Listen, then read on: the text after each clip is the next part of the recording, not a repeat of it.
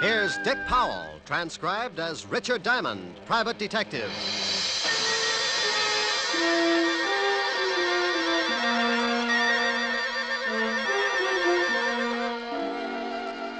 My name's Diamond, and like a lot of working people, at 5 o'clock in the afternoon, I get pretty anxious for 6 o'clock to roll around, especially if I haven't had a client for the last 3 days. But even if I don't expect anyone to drop in before 6, I can't take a chance, so I stare out of my office window on 53rd Street just to kill time. I see the night starting to muscle in on the Broadway bright lights, and I wonder just how many prospective clients are out in the city. Who's getting in trouble, what kind of trouble, and will they come to Richard Diamond for guidance? Now, take the two hard-looking thugs in a downtown hotel room as they watch a pretty blonde hurriedly get into a flashy mink coat. They're going to need plenty of guidance. Where you going, Dottie? I got an appointment. Don't you think you ought to stick around just in case the contact comes in? If it ain't here by now, it won't be until tomorrow. Now stop looking like a couple of anxious bloodhounds. Relax. Sure, Dottie, sure. But you really cannot blame us for being a little disquieted.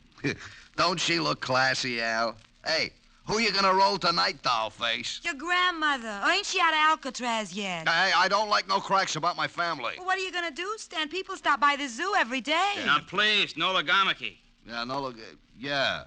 You keep running off at the mouth like that, baby, and you'll be spitting out all your teeth. Yeah, well, when you kick off, Stan, don't try to sell your body to science. I'll never get both heads in that bottle. Why, you little... Please. I'm gonna hit... Please, please. Leave us, Dottie. And Stanley, you shut your big mouth before I shove my foot in it. Go on, Dottie. I think you had better make a hurried percolation. What? Beat it. Oh, Al, why didn't you let me mess her up a little? She's always acting like she's got a family background. I do not know whether her family had anything to do with it, but it is a very nice background to gaze at. Now shut your ugly face and let us start tailing her. Tailing her? What for? I think she is up to something. Yeah, well, sure she is, but I don't want to get booked as a peeping Tom. Stan, you are a melonhead. I think she is going to try a cross. Florida has never been late with the numbers before. You think she's going to pick up the bundle and skip? No. I just want to see what she does with her evenings. Oh, well, I can tell you that. Stanley, please. You arouse my irascibility. Oh, I'm sorry, Aloysius.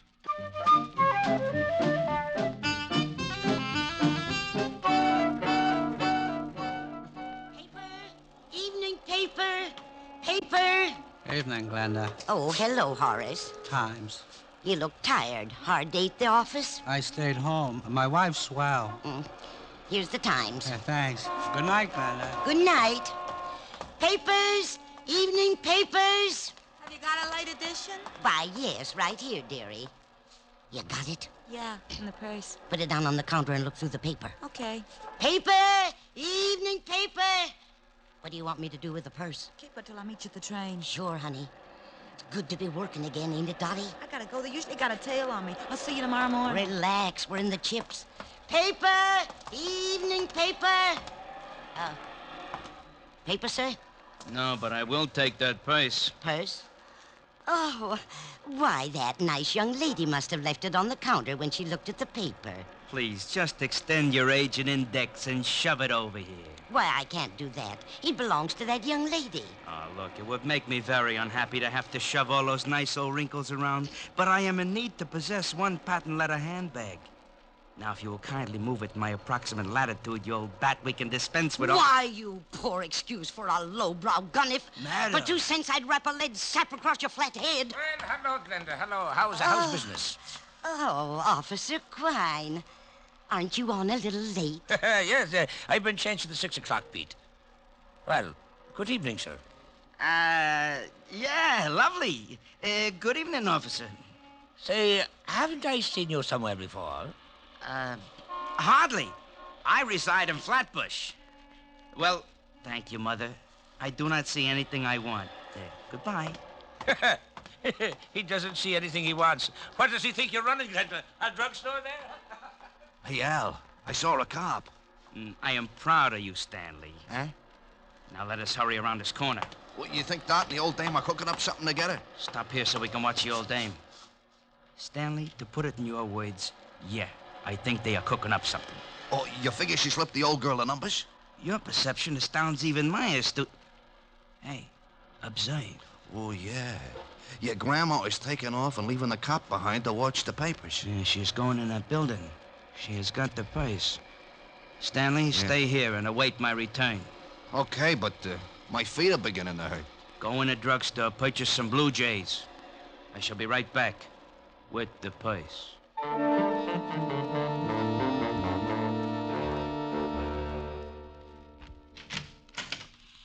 Mr. Diamond. Well, hello, Glenda. Come in, pull up a rocking chair. Well, that's the way it begins. Sometimes when you wait around until the last minute, you get a customer. I wasn't too happy about this one because I knew she didn't have enough money to hire a tramp to spot cigarette butts. I haven't got much time. I've got Officer Quine watching my paper stand. Officer Quine? You should be happy you aren't selling fruit. He's already got his thumbprint in every apple in Yonkers. Mr. Diamond, I found this purse. Found it, Glenda? Oh, you know me, Mr. Diamond. I'm going straight now. I remember a snake that said that once. He broke his back. Honest, I haven't been doing that kind of business since I got out. Well, what can I do for you, Glenda? I'm broke. Oh, it's not a touch. I want you to find the owner of this purse and return it. Why don't you give it to Officer Quine? Well, there's no money in it. And with my record, he'd sure run me in for purse snatching. No money, huh? Oh, no. No, I didn't touch a thing. Just took a peek, maybe. Oh, yeah. A young girl left it on my counter. If you find her, you can ask her. I didn't touch a thing. Okay, I'll see what I can do. Oh, thank you, Mr. Diamond. Goodbye. Keep your nose clean. Oh, I will. She'd keep her nose clean, all right, and a glass of gin. I'd known old Glenda ever since she started working bunco rackets and got put away for 2 to 5. I was sure she'd lifted the dough from the purse, but I opened it and went through it anyway. I was just kicking myself for telling her I'd try to dig up its owner when the door opened and an ugly-looking mug wearing alligator spats walked up to my desk. You should be ashamed, looking in someone else's purse. It's a bad habit, like not knocking on doors. Oh, it said on the door to come in. How long did you have to wait before someone came by to read it to you? May I please have the purse? Oh, is it yours? Yes. Well, I didn't notice the wedges. Give up high heels? You are a very poor comic. Now, may I have the purse, or must I make you bleed? Oh, it's like that. Well, sure, here it is. Thank you. And something to go with it. I caught him with one that made my arm feel good clear up to my shoulder. His eyes rolled back, and he went down faster than the celluloid collar on the flagpole. I looked at the black purse and started getting that lousy feeling again. I'd gotten into something, and it was beginning to smell already. So I called the 5th Precinct Police Station and an old friend, Lieutenant Levinson. Homicide, Sergeant Otis. Hello, Otis. Let me talk to the lieutenant. Is this Diamond? No, it's platoon number 3 of the Brownies, 300 strong. Now let me talk to the lieutenant. Hey, what are you going to do with all those tired jokes when you run out? Give them away to idiots. You want to start a collection? Oh, nuts. Lieutenant Levinson. Hello, Walt. Diamond. Oh, wait a minute. Otis! Otis! Yeah, Lieutenant. Where'd you put the bicarbonate? In the top drawer, Lieutenant. Oh, hold it a minute, Rick. Get me some water, Otis. Yeah, Lieutenant. Go ahead, Rick. I can stand it for a second. If you didn't get so excited, you wouldn't have to take that stuff. Here you are, Lieutenant. Never need this stuff until you call. Now, who's dead? Nobody, but there's a guy in my office lying on the floor. He's dead. He's got to be. No, he isn't, Walt. I just belted him in the mouth when he tried to get rough. Wait a minute. He's trying to wake up. Groan for the nice policeman. You hear him, Walt? Okay, so some guy got tired and went to sleep on your floor. What do you want me for? Hold it a second, Walt. He's getting a little too active. What did you do? Kissed him good night. What did you do that for? Well, I've seen him somewhere. I think he's wanted. Oh, well, hang on to him. I'll send the wagon down. The door will be open. I'll fix it so he doesn't get away. Wait a minute, Rick. Where are you going? Well, about 5 minutes ago, an old dame hands me a black patent leather purse and asks me to find the owner. Right afterwards, this cultured gorilla wanders in and says the purse belongs to him. Oh, what's in it? Nothing much. A compact, book of matches, and a handkerchief. Smells nice. No money? No? Oh, I got to stop by Helen Ash's for a minute, and then I'm going to find out what makes this purse so valuable. Say hello to Helen for me. Sure thing. Bye, Walt. Be a good boy. Goodbye.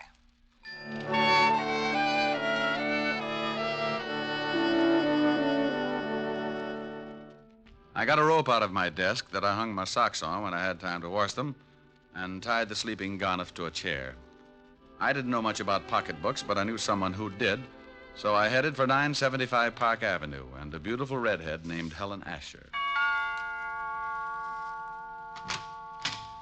Oh, good evening, Mr. Diamond. Good evening, Francis. Is Miss Asher in? Yes, sir. She's in the study. Shall I announce you? No, just dig up something that'll get me back on my feet. I'll let myself in. Yes, sir. Mr. Diamond. Yes, Francis? If you'll pardon me for saying so, sir, I just love the way you talk. Well, thank you, Francis. Eaton, 98. Majored in Sloyd. Oh, my goodness, you're pulling my leg again.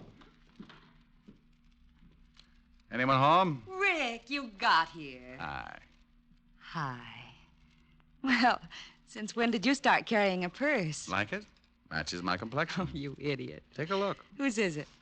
Gotta find out. It's worth something. One guy already tried to get it the hard way. Cigarette? Well, thanks. It's got some initials on it. D.K. There's nothing valuable in it. I know. That's what I can't understand. Got a match? Here's some in the purse. Thanks. Here. Adams Hotel. Flophouse with sheets. Compact's never been used. My darling. Well, thanks. Oh, the perfume and the handkerchief, silly. It's my darling. Oh. Don't look so hurt. So are you. Well, come here. Rick. Here's your drink, Mr. Diamond. Oh, my goodness. Oh, that's all right, Francis. I was just trying to convince your boss we should take in the wrestling matches. Why, Francis, you're blushing. Oh, pardon me. Miss Asher's residence? Yes, sir. One moment, sir. It's for you, Mr. Diamond. Oh, thank you, Francis. I'll see if the dinner is ready, Miss Helen. Hello? You get right down here. What? Lieutenant Levinson. Get down here to the station, Diamond. You're in trouble. Diamond? Oh, wait a minute. Slow down. Not dead, huh? My stomach starts getting back to normal, and you have to knock some guy off. Knock some guy off? I don't know why I should waste time with explanations. I ought to just send Otis over there with the wagon, but I like your girlfriend too much. What are you babbling about? I thought you said the guy in your office was still kicking. What? Yeah, somebody made a punchboard out of his chest, and I like you for a suspect. Now get down here. Wait a minute, Walt. Somebody shot him? Yeah. If that wasn't what killed him, he died of fright when he saw the bullets coming. Now, I'm not talking anymore till you get here. Make it 10 minutes or I'll have a warrant out for you. Oh, swell. Rick, what's the matter? Oh, that crazy Walt Levinson's got me in line for a murder rap. I gotta go down and square myself. Murder? Rick! Yeah? I'll see you later, baby. But, Rick... I can't wait. I'll get back as soon as I can. If we were married, this wouldn't happen. Rick, you forgot the purse. Francis? Francis! Yes, Miss Asher? Francis, Mr. Diamond forgot this purse. See if you can catch him. He's gone to Lieutenant Levinson's police station. Yes, Miss, I'll do my best. Rick just has got to stop this foolishness. Oh. How did you get in here? Who are you? I come in a back way, lady. Where's the shamus? You get out of here. No, just relax, baby. One yell out of you and you get hurt pretty bad. What? Where's the shamus? He went down to the police station. Okay. Where's the purse? I saw him bring it in. I don't know. Oh, come on, baby. Or do I shake it out of you? You stay away from me. You... Hood? Hood? Yeah, where's the purse? I told you I don't know. No, stay away. Okay, but you're making it tough on yourself. Stay away. You stay away from me.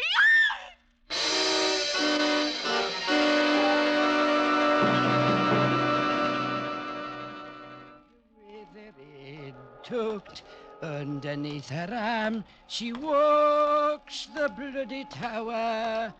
With her head tucked underneath her arm at the midnight hour. Pardon me, sir. Yes, madam? I believe you have my purse. I beg your pardon, but this purse is the property of Mr. Diamond, private detective. Yes, I know. I gave it to him to hold for me. Well, I'm very sorry, madam, but you'll have to claim it from Mr. Diamond himself. Oh, yeah?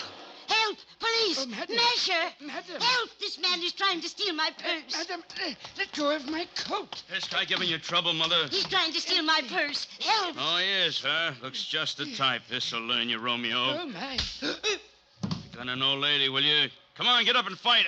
Hey, lady! How do you like that? Didn't even say thanks.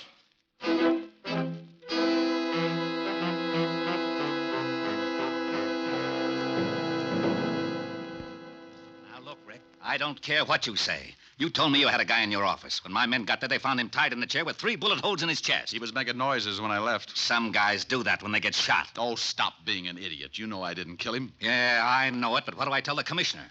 That I let you go because you're a friend of mine, used to be on the force? No, but you don't have to act like I rubbed out the whole West Side. Well, I'm mad. I want to retire in 5 years, and I want to do it with a healthy stomach. Yeah? Lieutenant, Murphy's got some guy out here he picked up for purse snatching. Says he's a friend of Diamond's and wants to see him. Send him in. This can't get any screwier than it is already. I got a purse snatcher who says he knows you. Purse snatcher? Francis. Yes, Mr. Diamond. I don't feel so well. That's all, Otis. Isn't he your girlfriend's butler? Yeah. What happened, Francis? Well, sir, I was bringing that purse down to you. That's right. I left it at Helen's. Yes, sir. Well, a little old lady approached me on the street and claimed it belonged to her. What did she look like? She had white hair, and she was wearing an old shawl. I think she'd been drinking gin, sir. Cheap gin. Glenda. Glenda Bergen? Is she the one who gave you the purse? Yeah. And then what happened, Francis? When I wouldn't give her the purse, she started yelling and called me a masher. And some enormous gentleman arrived and clouted me in the jaw. Oh, it was disgusting, sir. And the old lady got the purse? Yes, sir. She ran off, and the enormous gentleman sat on my chest until an officer came and carted me off to this place. Was Miss Helen all right when you left her? Why, yes, sir. You don't think... I don't know. But if they knew I had the purse and spotted me going into Helen's... Here, Rick, use his phone. Thanks. Don't you see, Walt, this whole thing has something to do with that purse. Purse, schmurse. I've still got a stiff on my hands. Oh, my goodness. Yes? Hello, honey. You all right? Oh. What's the matter? Hi. Please come home. What happened? Some man broke into the house looking for that old purse. I told him I didn't know where it was, and he started slapping me. He did, huh? Yes, and I need comforting. Well, honey, I've still got something to do. Lock all the doors until Francis gets back, and I'll be over as soon as I can. All right. Did you get the purse? Francis will tell you all about it. Bye, baby. Bye. Rick. Some louse shoved Helen around. Francis, get over there and take care of her. It's all right if he goes, isn't it, Walt? I guess so. Otis, I'm releasing the guy that was picked up for purse snatching. And don't say, yeah, Lieutenant. Okay, Rick. Oh, thank you, sir. Step on it, Francis. Miss Asher needs someone to take care of her. Yes, sir. Walt, give me 2 hours to find out what this is all about. Are you going after Glenda? Yeah. If she's tied up with this killing, I'd better send some of the boys along. Give me 2 hours alone. I want to find the guy who shoved Helen around. Okay, Rick. 2 hours, and I put in a general alarm for you and the old dame. You know where she lives? I got a shack over near the East River. Thanks, Walt. Otis, let Diamond go and bring me a tablespoon and some water. And Otis, shut up.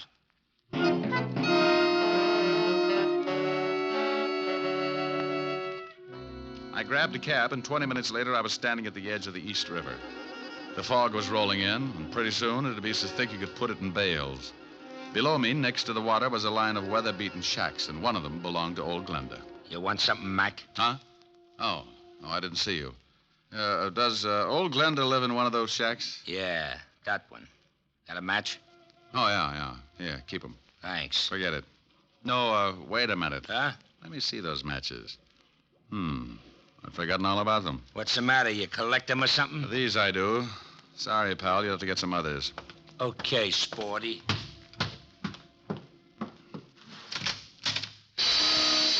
The inside of the shack looked like a hardware store after a good earthquake. Someone had torn it to pieces, and old Glenda had gotten the same treatment. She was lying on the wooden floor staring up at me. She couldn't close her eyes because a rope around her neck was squeezing them open. Is she dead? Huh? I followed you down. Well, hooray for you. The next time you sneak up on somebody, you're liable to end up with a skull fracture. Just wanted to see what was going on. Is she dead? Unless she can breathe through her feet. She's been strangled. Gonna call the cops? No. I thought I'd rub her wrists for a while. Now, here's a buck. Call Lieutenant Levinson at the 5th Precinct and tell him what's happened. Sure. Got a nickel? Yeah, here. And tell him I've gone over to the Adams Hotel on 28th Street. My name's Diamond. Good for you. Now step on it.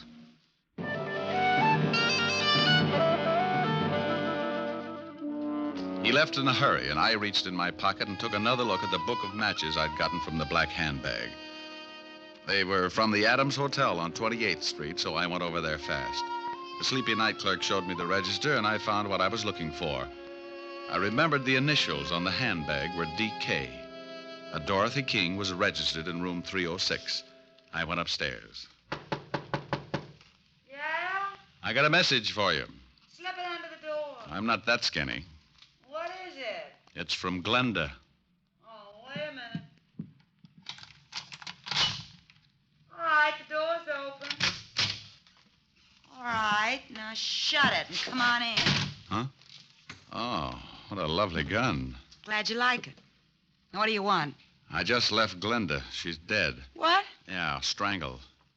How'd you find me? Matches in your purse. They were from this hotel. I checked the initials on the bag with the register. D.K., Dorothy King, room 306. Holmes would call it elementary. You must be the shamus Glenda gave the bag to earlier this evening. That's right. How did you know? Well, she called me. She tell you she got it back? I feel a quiet streak coming on. I usually like women who don't talk much, but right now you'd better start talking as fast as you can. Funny thing, this gun I got makes me lazy. Now get out of here. Baby, I got a big fat surprise for you. Yeah? Yeah. My gun makes bigger holes than yours. Huh? What do you think I'm doing with my right hand, keeping it warm? Oh, don't give me that. You ain't got nothing but a big finger in that pocket. Oh! Surprise. Next time I make it count. Wait a minute. Sure. Drop it. Now, that's better. Kick it over here. All right. Please, I didn't kill Glenda. Where's the purse? I ain't got it, honest. Well, who has? Now, look, baby, I'm in a bad mood. Honest, I don't know. That's right. She don't, mister. Stan. Well, you certainly know some pretty ugly company, Dottie. I don't know if I like that. You don't? Maybe I can word it a little different. Stan, he's a private cop. He come up here and tried to shove me around. Well, you should have done it, Shamus. Would have saved me the trouble. What do you mean, huh? Why, you no good, cheap double-crosser. Al and me saw you slip the bag to that old dame, and Al got killed trying to get it from the Shamus. I didn't kill Al. No, the old dame did it. I went up to the office and found him dying. He told me she'd done it. What are you going to do? Well, the organization don't like being crossed. I got the purse from the old dame and paid her off for killing poor old Al. Now I gotta pay you off. I got a surprise for you, too, Stanley. Yeah. You try anything, you'll have more holes on you than a fishnet. He's got a gun in his pocket. Well, look at his pocket, wise guy. Oh, gee, I wish Al was here. He'd know what to do. Go on, shoot him. Shoot him. Stan's got it coming. Looks like it's a tie. No sense in both of us getting killed. Yeah, you plug me, and I'll nail you before I go down. Don't listen to him. I think he's got a point. What are you going to do? That's up to him. Well, as Al would say, a hurried departure is in order. I'll take care of you later, Dot. Huh? Goodbye, all. Yeah, it's pretty good. Al would like that. Don't let him get away. Stop him. You stop him. All right, baby. Where's he going with that purse? If I tell you, will you give me a chance to get out of town? I can't do anything about that. When I leave, you're on your own. Technically, you haven't done anything the law could hold you for. I haven't? No, but that won't stop me from pushing you around. Now, let's have the story. If Stan hasn't been there already, he's headed for a locker in the subway station at 34th Street. What's in the locker? $100,000 in counterfeit bills. Oh, baby. Counterfeit. You have been naughty. Now, Papa, we'll have to keep you on ice for the cops. Get in the closet. Oh, please, give me a break. Sorry, honey. Get in. Ouch, you're hurting me.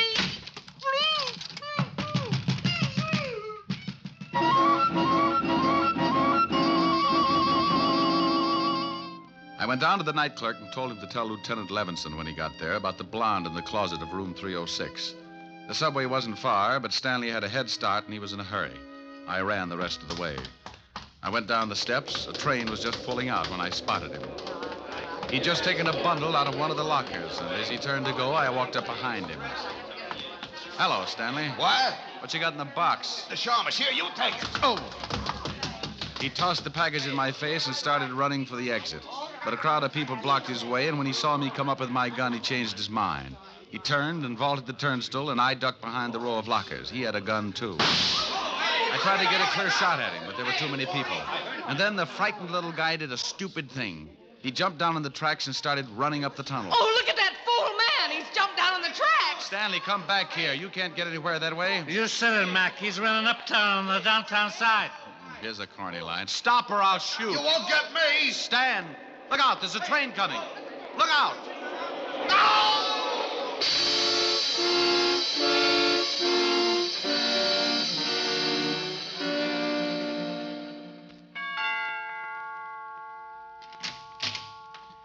Oh, Mr. Diamond, come in. Hello, Francis. Is Miss Asher all right? She's better, sir. She's lying down in the study. How's the jaw? Oh, I feel better, sir. This ice bag is helping the swelling. I'll be in the pantry if you need me, sir. I'll try not to. Hi. Hi. Well, poor little baby. Yes. Poor little baby. You're lucky he didn't knock you out. Oh, I'll get it. Francis is nursing his face. Asher residence? Let me talk to Diamond if he's there. He is. Rick? Mm-hmm. Now, you listen to me. I've been chasing your conquests all over town. I end up down in the subway station and notice get stuck in the turnstile. Don't you think it'd be nice to let the police department in on something once in a while? Oh, sure. Right now, I'm at 975 Park Avenue, nursing a beautiful redhead back to health. Oh, did you find the blonde in the closet? Yeah, I got the whole story from her. You want to hear it? I guessed most of it. She was fencing for a counterfeit ring, and she tried to cross them. The key to the locker was in that purse. Yeah, in the compact, under the pancake makeup. She and old Glenda used to do a duet together before they both got sent up. When the blonde got out, she started working for a counterfeit mob.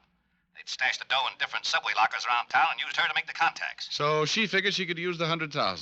Well, nothing like being in business for yourself. She was afraid to pick it up herself, so she slipped the purse to Glenda like she'd just forgotten it. Ricky. Yes, dear? Are you listening to me? I just stopped. Bye, Walt. What? Now, wait a... What is it, baby? I want some sympathy. Sure. What would you like, lover? Sing something. Oh, come on, baby. We can do without that. No, I want you to. I'm sick. An invalid should be pampered. Let me rub your head or something. Afterwards. I want you to sing. Oh, but it's late, baby. Well, then sing softly. Sing me to sleep. Oh, honey. I'll get mad and you'll have to buy me a present. Okay. Lullaby and good night with roses bedight. That's wonderful. With lilies bedecked. Hey, you at the board in your consoles! Shut up, I'm trying to sleep! Well, what is that? Oh, it's that grouchy new neighbor. Oh, it is, huh? Mm-hmm. Hey, you want something, bud? Yeah, shut your big bazoo! Oh, is that right? Powder your face with sunshine. Oh, no! Put on a great big smile. Make up your eyes Rick, with too laughter. You Please, Rick. Yeah, okay. That guy gets shell-shocked if you fried potatoes. Rick. What is it, baby? Come here. Oh. You do need pampering.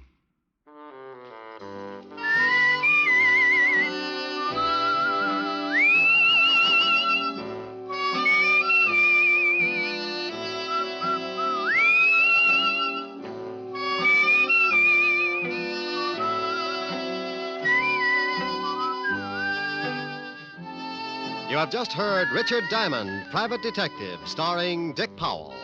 Helen was played by Virginia Gregg, Lieutenant Levinson by Ed Begley. Also in our cast were Wilms Herbert, Betty Lou Gerson, Jane Morgan, Jack Crucian, Hy Averback, Herb Butterfield, and Wally Mayer. Music was under the direction of David Baskerville. Richard Diamond is written by Blake Edwards and directed by William P. Rousseau. Now, this is Eddie King inviting you to be with us again at the same time next week, when we will again bring you Dick Powell as Richard Diamond, Private Detective. This program has come to you transcribed from Hollywood. This is NBC, the national broadcasting company.